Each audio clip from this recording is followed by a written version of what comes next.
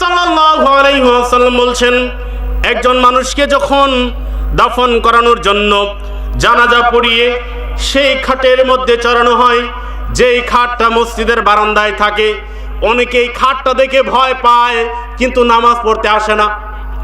মসজিদের বারান্দায় খাট দেখে, জানাজার খাট দেখে ঠিক, কিন্তু ভয় পায় কিন্তু নামাজ পড়তে আসে না। কিসের ভয় এটা? ওই খাট দেখে এমন ভয় করতে হবে যে ওই খাটে চড়ে মানুষ যেটা যায় আর সেটা ফিরে আসে কি? ওটা এমন খাট, ওইটা এমন গাড়ি, যেই গাড়িতে চড়ে মানুষ একবার যায় আর ফিরে আসে না। একবার গেলে আর ফিরে আসে না, একবার গেলে আর ওই গাড়ি দিয়ে আর কেউ ফিরে আসে না। রাসূল সাল্লাল্লাহু আলাইহি ওয়াসাল্লাম বলেছেন, একজন মানুষকে যখন দাফন করানোর জন্য কাফন পরিয়ে জানাজা পরিয়ে যখন খাটের মধ্যে রাখা হয়, আর ওই ব্যক্তিটা যদি ইনকানা সালিহা, যদি ব্যক্তিটা ঈমানদার হয়, ক্বালাত কদ্দিমুনি কদ্দিমুনি, তাহলে ওই ব্যক্তি বলতে থাকে, আমাকে তাড়াতাড়ি নিয়ে চলো, আমাকে তাড়াতাড়ি নিয়ে চলো, আমাকে তাড়াতাড়ি নিয়ে চলো। কারণ ওই ব্যক্তিটা জেনে গেছে, ওই ঈমানদার জেনে গেছে তার জন্য কবরে জান্নাত অপেক্ষা করতেছে, কবরে জান্নাতের বিছানা অপেক্ষা করতেছে, কবরে জান্নাতের পোশাক অপেক্ষা করতেছে, কারণ ফেরেশতারা তো তাকে সুসংবাদ দিয়ে দিয়েছে। সকলে বলি সুবহানাল্লাহ। আর অন্যদিকে ওই ব্যক্তি, যে ব্যক্তি কপাল পোড়া, যে ব্যক্তি হতভাগা দুর্ভাগা, যে ব্যক্তি আল্লাহকে চিনতে পারে নাই, নবী সাল্লাল্লাহু আলাইহি ওয়াসাল্লামের আদর্শ লালন করতে পারেনি, ইসলাম সম্পর্কেও জানে না, ঈমান আমল ভালো ছিল না, ওই পাপীকে যখন ওই লাশের ওই খাটে যখন চড়ানো হয়, তখন সে বলতে থাকে, ইয়া ওয়াইলাহা ইয়া ওয়াইলাহা আইনা তাযহাবুন, আমাকে কোথায় নিয়ে যাচ্ছ? আফসোস করতে থাকে আর চিৎকার করতে থাকে। আল্লাহ নবী সাল্লাল্লাহু আলাইহি ওয়াসাল্লাম বলছেন, এমন ভাবে চিৎকার করতে থাকে, এমন ভাবে চিৎকার করতে থাকে, এমন ভাবে চিৎকার করতে থাকে, তার চিৎকারের আওয়াজ পূর্ব থেকে পশ্চিম, পশ্চিম থেকে পূর্ব, যত প্রাণী আছে সব প্রাণী শুনতে পায়, শুধু জিন এবং ইনসান ছাড়া। আল্লাহ নবী সাল্লাল্লাহু আলাইহি ওয়াসাল্লাম বলছেন, পর্দার অন্তরালে সম্মানিত মা বোনেরা, আপনারা একটু সামনের দিকে চেপে চেপে বসেন, কারণ জায়গা হচ্ছে না। এবং পুরুষ ভাইরা যারা আছেন আপনারাও একটু চেপে চেপে বসেন, অনেকে দাঁড়িয়ে আছে। আর যারা বাহিরে দাঁড়িয়ে আছেন, আপনারা কোন আশায় দাঁড়িয়ে রয়েছেন? ভিতরে এসে বসেন। আগেই বলেছি, ভিতরে এসে বসাই মানে হচ্ছে ফেরেশতারা রহমতের সেই ডানা দিয়ে আপনাদেরকে ঘেরাও করে রাখবে। আপনাদের কোনো টেনশন নাই, কোনো ভয় নাই, এখানে কোনো ভয় নাই, এখানে কোনো চিন্তা নাই। এখানে এসে বসলেই আপনার নাম আল্লাহ রাব্বুল আলামিন সেখানে স্মরণ করবেন। সম্মানিত হাজিরিন, বলছিলাম, আপনি যদি ঈমানদার হন তাহলে আপনি তাড়াতাড়ি কবরের দেশে যাইতে চাইবেন। আপনি আপনার সন্তানকে ডাক দিয়ে বলবেন, সন্তান হয়তো বা আপনার ডাক শুনবে না। আপনি আপনার মেয়ের জামাইকে ডাক দিয়ে বলবেন, হয়তোবা সে আপনার ডাক শুনবে না। কিন্তু আল্লাহ নবী সাল্লাল্লাহু আলাইহি ওয়াসাল্লাম বলছেন, ঈমানদার ব্যক্তি অবশ্যই ডাক দিয়ে বলে যে, আমাকে তোমরা তাড়াতাড়ি জান্নাতের দিকে নিয়ে চলো, আমাকে তোমরা তাড়াতাড়ি জান্নাতের দিকে নিয়ে চলো। সকলে বলি সুবহানাল্লাহ। আর অন্যদিকে যারা বেঈমান অবস্থায়, যারা বেঈমান অবস্থায় মৃত্যুবরণ করবে, যারা বেঈমান অবস্থায় মৃত্যুবরণ করবে, তাদের ব্যাপারে আল্লাহ নবী সাল্লাল্লাহু আলাইহি ওয়াসাল্লাম বলছেন, আল্লাহ নবী সাল্লাল্লাহু আলাইহি ওয়াসাল্লাম বলছেন, ওই ব্যক্তিদের ব্যাপারে আল্লাহ নবী সাল্লাল্লাহু আলাইহি ওয়াসাল্লাম বলছেন, ওরা ওই ব্যক্তিটা পরিবারের লোকদেরকে লক্ষ্য করে বলবে, ইয়া ওয়াইলাহা, আফসোস আফসোস আমার জন্য, হায় হায় আমি কি করলাম, আমাকে তোমরা কোথায় নিয়ে যাচ্ছ? কারণ আগেই তো আযাবের ফেরেশতারা এসে, মালাকুল মউত এসে তাকে ভয় দেখিয়ে দিয়েছে, আযাবের ফেরেশতারা এসে তাকে দুঃসংবাদ শুনিয়ে গিয়েছে। এজন্য ভয়ে আতঙ্কগ্রস্ত হয়ে সে চিৎকার করতে থাকবে আর বলতে থাকবে, আমাকে তোমরা কোথায় নিয়ে যাচ্ছ, আমাকে নিয়ে যাও না। আল্লাহ নবী সাল্লাল্লাহু আলাইহি ওয়াসাল্লাম বলছেন, লাউ সামিআল ইনসান লা সাইক, যদি ওই মৃত ব্যক্তির, ওই পাপাচারী মৃত ব্যক্তির, ওই বেঈমান মৃত ব্যক্তির ওই চিৎকারের আওয়াজ যদি কোনো মানুষ শুনতো, চিৎকারের আওয়াজ, এই গগনবিদারী আওয়াজ যদি কোনো মানুষ শুনতো, লাউ সামিআল ইনসানু লা সাইক, তাহলে সাথে সাথে ওই ব্যক্তিটা অজ্ঞান হয়ে যেত। সকলে বলি সুবহানাল্লাহ। অজ্ঞান হয়ে যেত সাথে সাথে। মৃত ব্যক্তিরা এইভাবে করে চিৎকার করতে থাকে। এই জন্য নিজের আমলকে সংশোধন করেন, নিজেকে জান্নাতি বানানোর চেষ্টা করেন, নিজেদেরকে ঈমানদার বানানোর চেষ্টা করেন।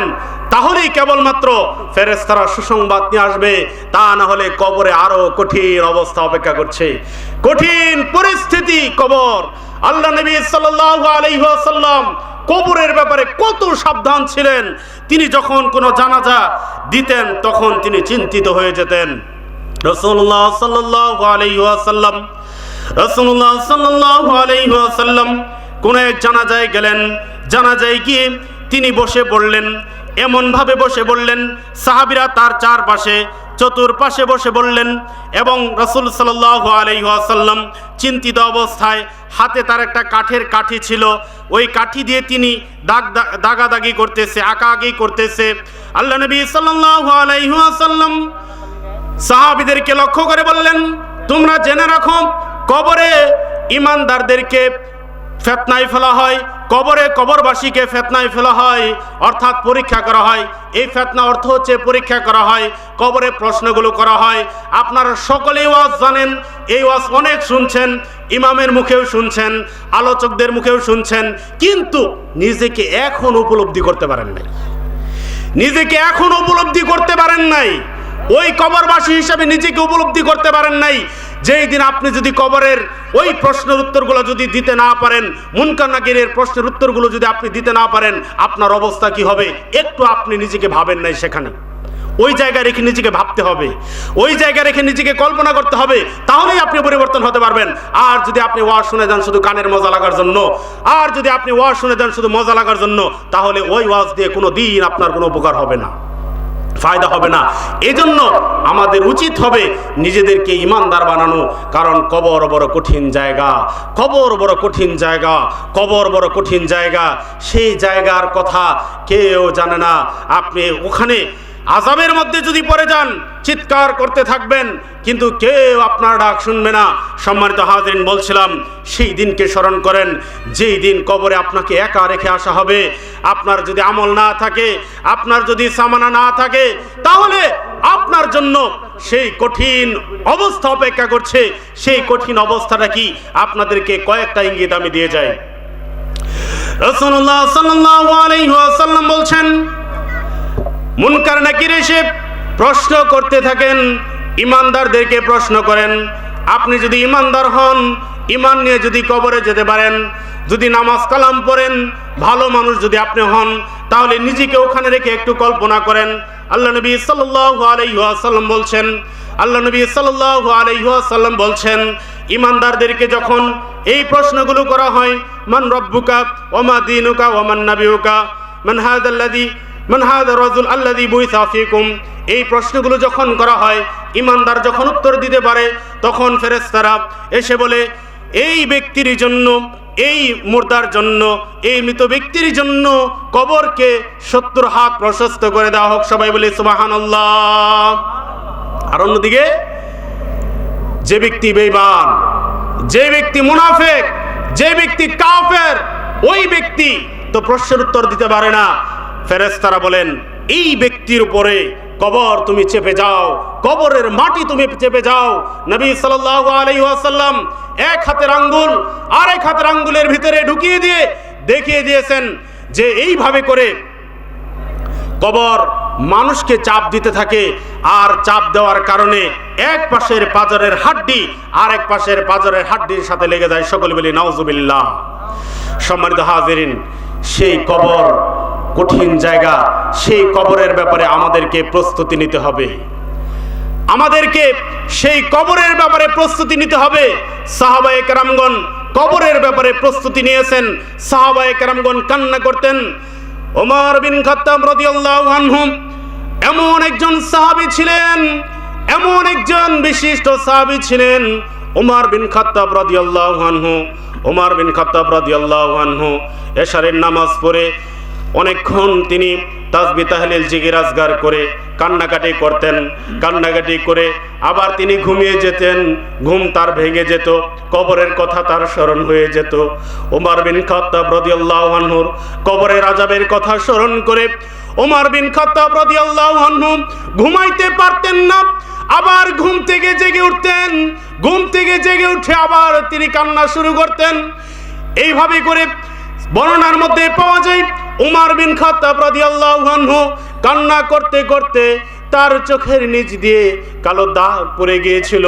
যে উমারকে আল্লাহর নবী সাল্লাল্লাহু আলাইহি ওয়াসাল্লাম জান্নাতের সুসংবাদ দিয়েছেন, জান্নাতের শুভ সংবাদ দিয়েছেন, সেই উমর বিন খাত্তাব রাদিয়াল্লাহু আনহু কবরের আযাবের ভয়ে কান্নাকাটি করে। সেই উমর বিন খাত্তাব রাদিয়াল্লাহু আনহু সাহাবী হুযায়ফাকে ডাক দিয়ে বলে, হে হুযায়ফা ইবনে ইয়ামান, তুমি দেখো তো আমার নামটা মুনাফিকের খাতায় আছে কিনা। কেমন ভয় ছিল তাদের, কবরের ব্যাপারে তাদের ভয়টা কেমন ছিল, আখিরাত দিবসের ব্যাপারে তাদের ভয়টা কেমন ছিল। আজকে কোথায় গেল আমাদের ভয়টা? আখিরাতকে আমরা স্মরণ করি না, কোথায় গেল আমাদের ভয়? কোন জিনিস আমাদেরকে আল্লাহর স্মরণ থেকে গাফেল রাখলো? ইয়া আইয়ুহাল ইনসান মা গাররাকা বিরাব্বিকাল কারীম, হে মানুষ, কোন জিনিস সেই মহামহিম প্রভু থেকে তোমাকে বিরত রাখলো? তার স্মরণ থেকে কিভাবে তোমাকে গাফেল রাখলো? এই দুনিয়ার সৌন্দর্য, এই দুনিয়ার সবকিছু অভিশপ্ত। আল্লাহ নবী সাল্লাল্লাহু আলাইহি ওয়াসাল্লাম বলছেন, আদ-দুনিয়া মালউনাতুন মালউনুন মা ফিহা। আল্লাহ নবী সাল্লাল্লাহু আলাইহি ওয়াসাল্লাম বলেছেন, এই দুনিয়া অভিশপ্ত, দুনিয়ার ভিতরে যা কিছু আছে অভিশপ্ত। জিকির আজকার ছাড়া, আলেম ওলামা ছাড়া, তালবে ইলম ছাড়া, এইগুলা ছাড়া আর বাকি সব কিছু অভিশপ্ত। আপনি যে বাড়িটা করেছেন ওই বাড়িটা অভিশপ্ত, আপনি যে জমিটা কিনেছেন ওই জমিটা একেবারে অভিশপ্ত, আপনি যা কিছু করেছেন সব কিছু অভিশপ্ত। আল্লাহ নবী সাল্লাল্লাহু আলাইহি ওয়াসাল্লাম এটা বলে গেছেন, কিন্তু আমরা এই দুনিয়া নিয়ে পড়ে আছি, আমরা কিয়ামত দিবসকে স্মরণ করি না। সম্মানিত হাজিরিন, বলছিলাম সাহাবায়ে কেরামগণ, তাবিঈন ইজামগণ, সালফে সালিহিনগণ এত বেশি কান্নাকাটি করতেন কবরের আযাবের ভয়ে, জাহান্নামের ভয়ে এত বেশি কান্নাকাটি করতেন। আতা সুলামি রাহিমাহুল্লাহ এমন বেশি কান্না করতেন, কান্না করার কারণে তার চোখ নষ্ট হয়ে যাওয়ার উপক্রম হলো। ডাক্তার ডেকে আনা হলো। ডাক্তার এসে বলল, হে আতা সুলামি, আপনি যদি কান্না বেশি করেন তাহলে আপনার চোখ দুইটাই নষ্ট হয়ে যাবে। আতা সুলামি বলল, আমি কান্না থামাইতে পারবো না, যদি নষ্ট হয়ে যাক আমার চোখ। আতা সুলাইমির চোখটা নষ্ট হয়ে গেছিল শুধুমাত্র কবরের আযাবের ভয়ে কান্না করে। আতা সুলামির চোখটা নষ্ট হয়ে গিয়েছিল কিয়ামতের দিনের কথা স্মরণ করে। যেই দিন কেউ কাউকে সাহায্য করবে না, যেই দিন কেউ কাউকে সাহায্য করবে না, আমি আসবো সেই প্রসঙ্গে। রাসূলুল্লাহ সাল্লাল্লাহু আলাইহি ওয়াসাল্লামের সাহাবায়ে কেরামগণ কবরের আযাব সম্পর্কে সচেতন ছিলেন। তাবিঈন ইজামগণ, সালফে সালিহিনগণ এত বেশি কান্নাকাটি করতেন। সম্মানিত হাজিরিন, বলছিলাম হাসান আল বাসরি রাহিমাহুল্লাহ এমন একজন ব্যক্তি ছিলেন, তিনি অনেক বেশি ইবাদত বন্দেগী করতেন। আল্লাহর একজন প্রিয় বান্দা ছিলেন, আল্লাহর একজন প্রিয় দাস ছিলেন, গোলাম ছিলেন। তিনি এত কান্না করতেন, তখন মানুষ তাকে জিজ্ঞাসা করতো, হে হাসান বাসরি, আপনি এত বেশি কান্না করেন কেন? আপনাকে তো দেখে আপনি অনেক ইবাদত বন্দেগী করেন, আপনি এত বেশি কান্না করেন কেন? তখন হাসান আল বাসরি রাহিমাহুল্লাহ বলছেন, ইন্নী আখাফু আইয়াতরুহানি গাদান ফিন্নার। আমি জানি না, হে আমার ভাইয়েরা, তোমরা জেনে রাখো, আমি জানি না, আল্লাহ তো কাউকে পরোয়া করেন না। আমি হাসান বাসরিকে যদি আল্লাহ জাহান্নামে নিক্ষেপ করেন, আল্লাহর তো কোনো কিছুই যায় আসে না। এই জন্য আমি হাসান বাসরি এত বেশি কান্না করি। ঠিক এইভাবে করে সালফে সালিহিনগণ দিনের পর দিন কান্নাকাটি করতেন, ইবাদত বন্দেগী করতেন। আমরা ইবাদত বন্দেগী তো করি না, কান্নাকাটি তো অনেক দূরের ব্যাপার। ইবাদত বন্দেগী তো নাই আমাদের মধ্যে, কান্নাকাটি তো অনেক ব্যাপার। আমাদের কান্নাকাটি আসবে কান্নাকাটি কখন? সিনেমা দেখে কান্নাকাটি করে, সিনেমা দেখে, নাটক দেখে। হায়রে আবেগ, শয়তান কি পর্দায় নিয়ে গেছে। বলছিলাম কিয়ামত দিবসের কথা স্মরণ করে আপনাকে কান্নাকাটি করতে হবে। এই প্রসঙ্গ বলে আমি আমার আরেকটি গুরুত্বপূর্ণ বিষয় নিয়ে কথা বলবো। আল্লাহ নবী সাল্লাল্লাহু আলাইহি ওয়াসাল্লাম আমাদেরকে সাবধান করে গেছেন। তিনি আমাদেরকে সাবধান করেছেন আমল ভালো করতে হবে। আমল যদি ভালো না হয় ইমান যদি ভালো না থাকে, ইমান যদি না থাকে, তাহলে আল্লাহর নবীও আমাদের জন্য সুপারিশ করতে পারবেন না, তিনি আমাদের জন্য সুপারিশ করবেন না। তার বাস্তব প্রমাণ হচ্ছে তিনি তার মেয়ে ফাতেমা রাদিয়াল্লাহু আনহাকে বলছেন, ইয়া ফাতেমা বিনতে মুহাম্মদ সালিনি মিন মালি মা শিতি, হে ফাতেমা আমার কাছ থেকে তোমার সম্পদ যা চাওয়ার চেয়ে নাও, কিন্তু আমি লা উগনিয়ান কি মিনাল্লাহি শাইআ, আমি তোমাকে জাহান্নামের আযাব থেকে বাঁচাইতে পারবো না। যেই ফাতেমা রাদিয়াল্লাহু আনহা এত সম্মানিত ব্যক্তি, এমন সম্মানিত মহিলা, এমন সম্মানিত নারী, আল্লাহ নবী সাল্লাল্লাহু আলাইহি ওয়াসাল্লাম বলছেন জগতের চারজন শ্রেষ্ঠ নারী, ফাতেমা বিনতে মুহাম্মদ, খাদিজা বিনতে খুয়াইলিদ, মারইয়াম বিনতে ইমরান, আসিয়া বিনতে মুজাহিম, চারজন শ্রেষ্ঠ নারী। ফাতেমা রাদিয়াল্লাহু আনহা জান্নাতের মহিলাদের সর্দার হবেন। সেই ফাতেমা রাদিয়াল্লাহু আনহাকে আল্লাহ নবী বলছেন, তুমি আমার সম্পদের যা চাওয়ার চাও, আমার সম্পদ থেকে তুমি যা চাওয়ার চাও, আমি তোমাকে আযাব থেকে বাঁচাইতে পারবো না, আগুন থেকে বাঁচাইতে পারবো না। তাহলে আমার আপনার অবস্থা কি হবে? কিয়ামতের ময়দান বড় কঠিন জায়গা, কিয়ামতের ময়দান বড় কঠিন জায়গা, হাসরের মাঠ বড় কঠিন জায়গা। সেই দিন কেউ কাউকে সাহায্য করবে না। আপনি আপনার বাবার সন্তান, আপনার বাবা আপনাকে ডাক দিয়ে বলবে না, হে আমার আদরের সন্তান, তোমার কি অবস্থা কিয়ামতের দিন? আমি কি তোমার একটু উপকার করতে পারবো নাকি? তোমার কোনো সাহায্য লাগবে কিনা? আপনার বাবা এসে আপনাকে প্রশ্ন করবে না। আপনার ওই জনম দুঃখিনী মা, যেই মা আপনাকে 10 মাস 10 দিন গর্ভে ধরেছে, কত কষ্ট করেছে, আপনার সুখের জন্য নিজের সুখকে বলি দিয়েছে, নিজের সুখকে বিসর্জন দিয়েছে, সেই মা এসে আপনার সামনে এসে বলবে না, হে বাবা তোমাকে আমি সাহায্য করতে চাই, তোমার কি কোনো সাহায্য লাগবে কিনা? আল্লাহ রাব্বুল আলামিন কোরআনে আগেই বলে দিয়েছেন, সেই দিন এমন একটা দিন, সেই দিন এমন একটা দিন, ইয়াউমা ইয়াফিরুল মারউ মিন আখি, সেদিন ভাই ভাইকে জিজ্ঞাসা করবে না, ভাই ভাই থেকে পলায়ন করবে। ইয়াউমা ইয়াফিরুল মারউ মিন আখি ওয়া উম্মিহি, ভাই ভাই ভাই থেকে পলায়ন করবে, মা তার সন্তান থেকে পলায়ন করবে, ওয়া উম্মিহি ওয়া আবিহি, পিতা তার সন্তান থেকে পলায়ন করবে। এইভাবে করে একে অপর থেকে পালিয়ে পালিয়ে বাঁচার চেষ্টা করবে। কারণ যদি দেখা হয়ে যায় তাহলে হতে পারে এমন যে একটা নেকি চেয়ে বসতে পারে। এই জন্য কিয়ামতের মাঠ এত কঠিন মাঠ, এত কঠিন জায়গা, যেখানে কেউ কাউকে বিন্দু পরিমাণ উপকার করবে না, বিন্দু পরিমাণ উপকার আপনি পাবেন না সেদিন। এজন্য সেই দিনের কথা স্মরণ করেন, সেই দিনের কথা স্মরণ করে সাহাবায়ে কেরামগণ আমল করতেন। শুধু তারা এই শুধু নামাজ রোজা এগুলোই করতেন না, বরং তারা দান সাদাকার দিকেও ছিলেন অনেক অগ্রসর। দানের কথা বললে অনেকের মন খারাপ হয়ে যায়, দানের কথা বললে যাদের মন খারাপ হয়ে যায়, আপনারা রাগ করবেন না। আল্লাহর নবী আল্লাহ রাব্বুল আলামিন কোরআনের মধ্যে বলে দিয়েছেন, লাকাদ সামিআল্লাহু কাওলাল্লাযীনা ক্বালু ইন্নাল্লাহা ফাকিরু ওয়া নাহনু আগনিয়া। কাফেররা বলতো, ইহুদি খ্রিস্টানরা বলতো যে আল্লাহ কেন আবার দান চায়, আল্লাহ কেন আবার তোমাদের কাছে তোমাদের সম্পদ দিয়ে আবার তোমাদের কাছে কেন টাকা পয়সা চায়, আল্লাহ কি ফকির? সকলে বলি নাউজুবিল্লাহ। এই কথা তারা বলতো। আল্লাহ রাব্বুল আলামিন তাদেরকে কঠিন আযাব দিবেন। সম্মানিত হাজিরিন, বলছিলাম সাহাবায়ে কেরামগণ এই দুনিয়ার জীবনকে প্রাধান্য দেন নাই। সাহাবায়ে কেরামগণ তাদের এই দুনিয়াতে আসার উদ্দেশ্যই ছিল, দুনিয়াতে আসার উদ্দেশ্যই ছিল আখিরাত দিবসকে গঠন করা, আখিরাতের জন্য কাজ করা, আখিরাতের জন্য ভালো আমল করা। সম্মানিত হাজিরিন, রাসূলুল্লাহ সাল্লাল্লাহু আলাইহি ওয়াসাল্লাম বলছেন, মান বানা লিল্লাহি মাসজিদান বানাল্লাহু লাহু বাইতান ফিল জান্নাহ। যে ব্যক্তি আল্লাহর ঘর নির্মাণ করবে, যে ব্যক্তি আল্লাহর ঘর নির্মাণ করবে, আল্লাহ রাব্বুল আলামিন তার জন্য জান্নাতে ঘর নির্মাণ করবেন। সকলে বলি সুবহানাল্লাহ। জান্নাতের ঘর চান? জান্নাতের ঘর এমন ঘর, জান্নাত এমন দামি জায়গা, জান্নাত এমন দামি জায়গা।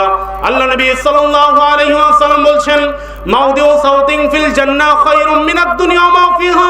জান্নাতে যদি একটা লাঠি রাখা হয়, 1 হাত 1.5 হাত 2 হাত যদি একটা লাঠি রাখা হয়, আল্লাহ নবী বলছেন খায়রুম মিনাদ দুনিয়া মা ফিহা।